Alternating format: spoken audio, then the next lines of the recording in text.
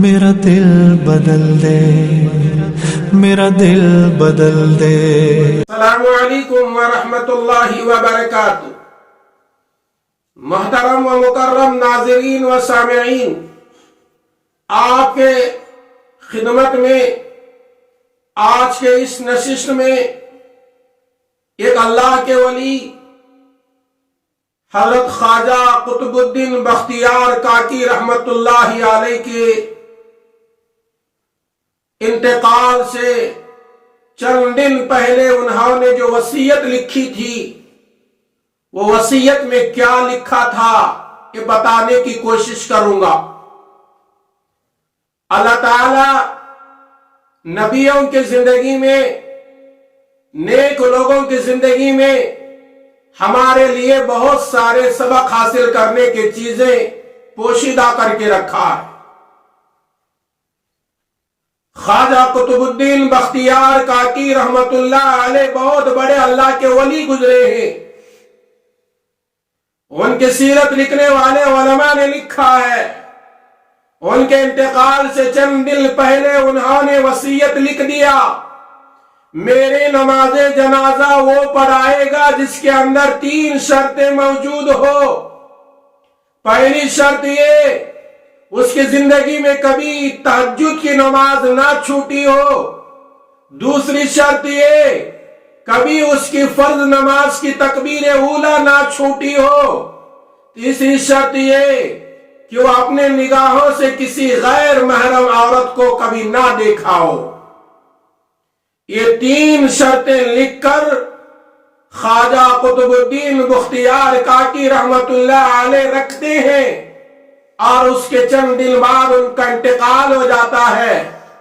جیسے اس اللہ کے ولی کا انتقال ہوتا ہے، پورے علاقے میں لوگوں کے درمیان میں یہ بات پہنچتی ہے کہ بختیار کاکی رحمت اللہ علیہ کا انتقال ہو گیا ہے۔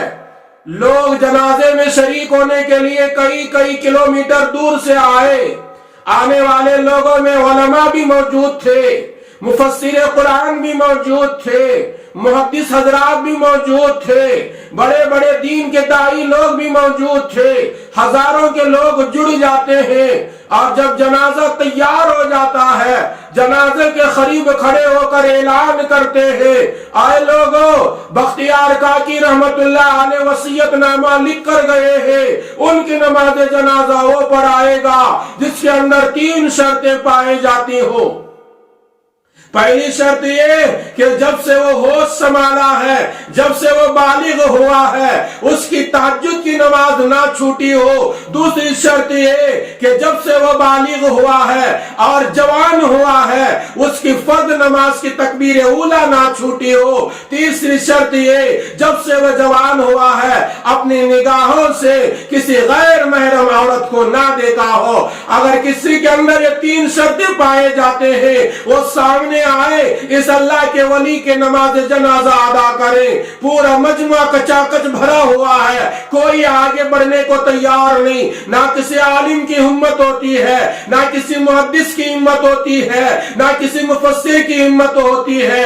صبح سے لے کر عصر کی نماز تک جنازہ رکھ کر اعلان پر اعلان ہو رہا ہے، کوئی آگے بڑھنے کو تیار نہیں۔ عصر کی نماز کے قریب میں دہلی پر حکومت کرنے والے ایک بادشاہ جن کا نام تھا شمس الدین التمش رحمت اللہ علیہ، یہ بختیار کاکی رحمت اللہ علیہ کے مرید تھے۔ وہ قریب میں آ کے جنازے کے قریب کھڑے ہو جاتے ہیں اور کہتے ہیں، اے میرے پیر قطب الدین بختیار کاکی رحمت اللہ علیہ، تمہیں کیا مل گیا کہ یہ باتیں مجھے اور میرے اللہ اور تمہیں معلوم تھا، اور اس کے علاوہ کوئی دنیا میں نہیں جانتا تھا۔ میں سمجھتا ہوں کہ تم کس کی طرف اشارہ کر کے گئے ہو، تم مجھے نماز جنازہ پڑھانے کا حکم دے کر گئے ہیں۔ اس کے بعد وہ دہلی کے اوپر حکومت کرنے والا بادشاہ جن کا نام شمس الدین التمش رحمت اللہ علیہ ہے، وہ سامنے آتے ہیں اور جنازے کی نماز ادا کرنے کے بعد کہتے ہیں، اے لوگوں، میں جب سے جوان ہوا ہوں یہ تینوں چیزیں میرے اندر موجود ہے. میری کبھی تہجد کی نماز قضا نہیں ہوئی, اور کبھی میری تکبیر اولا نہیں چھوٹی, اور کبھی میری نگاہ نے غیر محرم عورت کو نہیں دیکھا.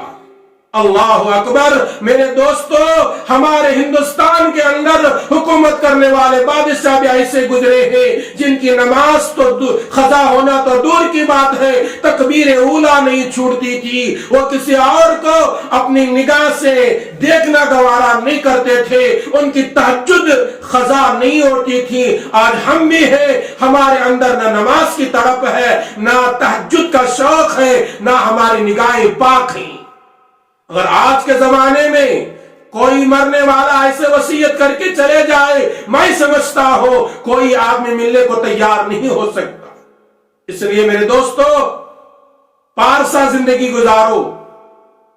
آئیے اللہ تعالیٰ سے دعا کریں, اللہ تبارک و تعالیٰ مجھے بھی, میرے سننے والے بھائی اور بہنوں کو بھی, اور ساری امت مسلمہ کو اللہ تعالیٰ عمل کی توفیق عطا فرمائے.